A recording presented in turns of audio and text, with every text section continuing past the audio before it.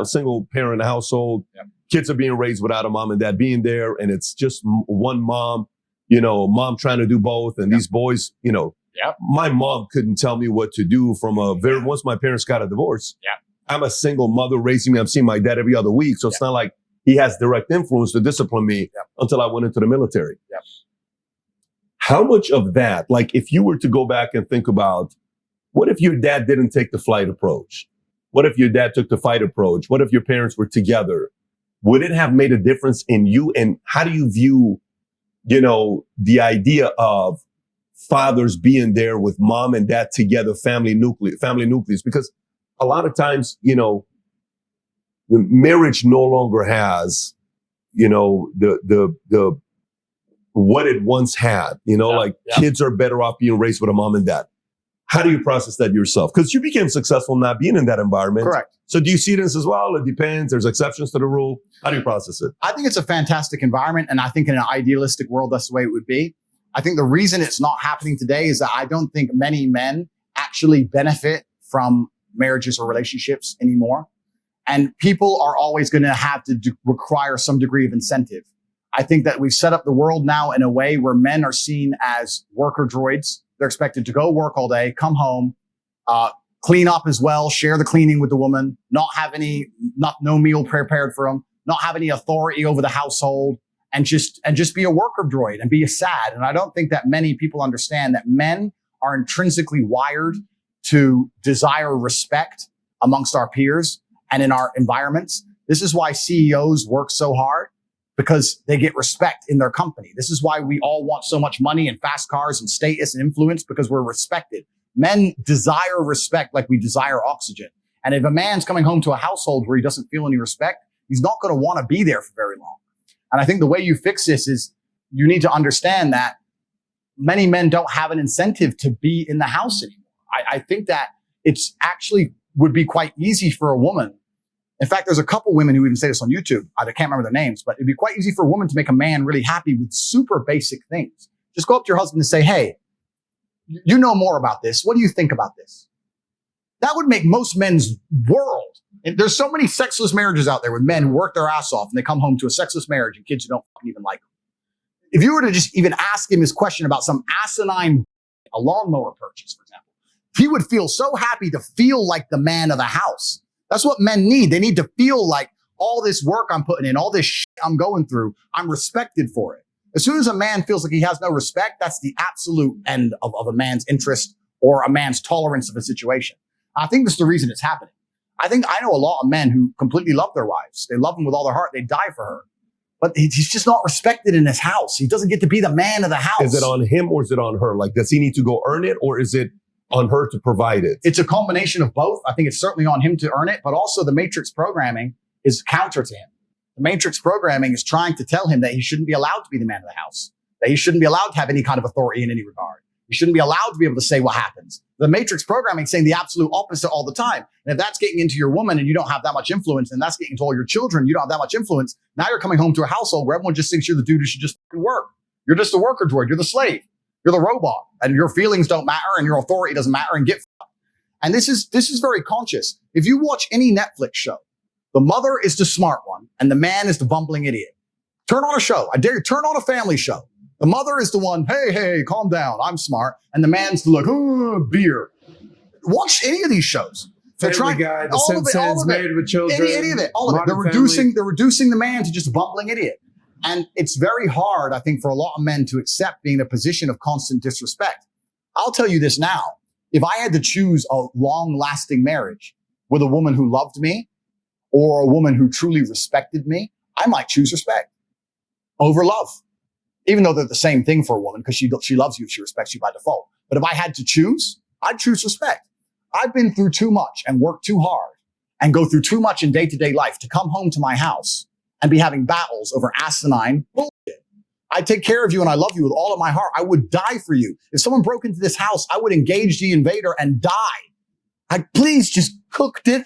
Please. Like, what do you want from me? What more can I do for you? And once they feel disrespected, this is another thing about the world that a lot of people don't understand. It's disrespect that will drive a man to the most heinous of crimes. It's disrespect that starts the school shooter bullshit. It's disrespect that makes men go to jail for life sentences. It's disrespect. When you truly disrespect a man in a public and permanent way, that's when they switch. That's why I'm so respectful in public. You don't know who the fuck you're talking to. He might be on his last fucking straw. And you just disrespected, hey, you're a fucking bitch anyway, you're skinny motherfucker, fuck you. You don't know. That might be the last time he heard it. I've had enough. You don't know. Disrespect is dangerous, right? And in a household where you're constantly disrespecting a man, he's going to end up depressed and sad for even accepting it. Men just want to feel respected.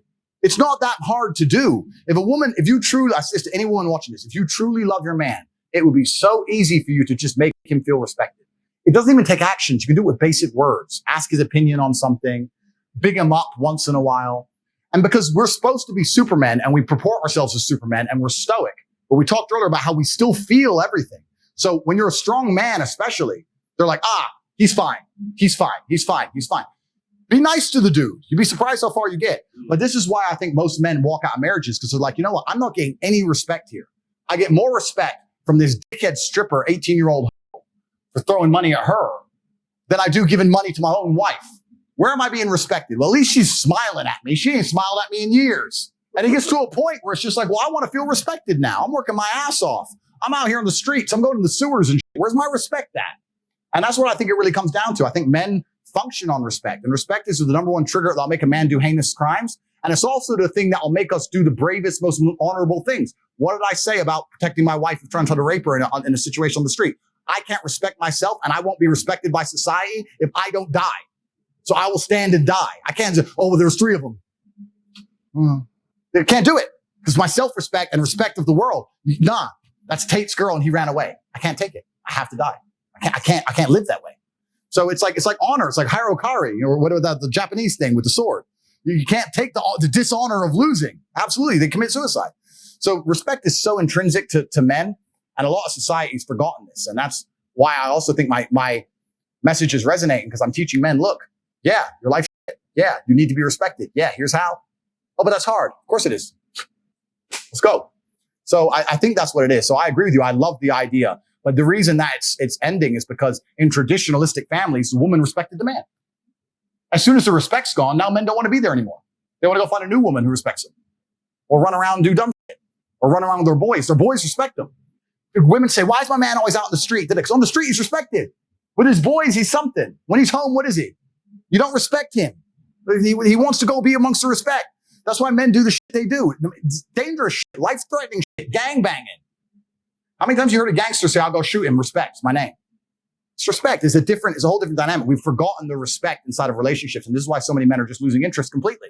And then, yeah, it's a downward spiral. You're completely right. And then the woman's left by herself with the boys. And the boys are trying to get respect somewhere. They end up getting on the street, crime, blah, blah. It's all just downhill from there. Would you ever consider getting married to one woman and building an actual family nucleus like the traditional way? Would you do it, since you don't have to worry about, garnering respect?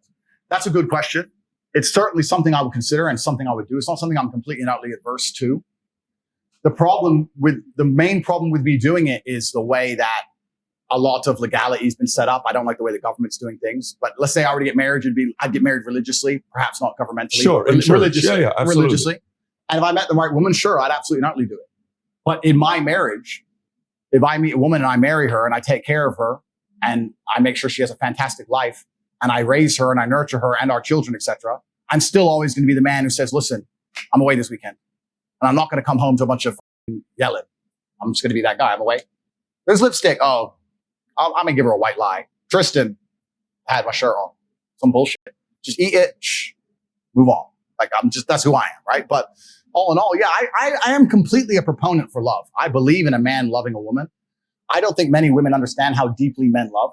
Love is real. What's that film? Troy. That was about a chick. The fucking warring tribe, the warring countries. But love is real. It's absolutely a real thing. But what we want in return, more than even love back, is respect. We want to be respected by the woman we love. That's what we want.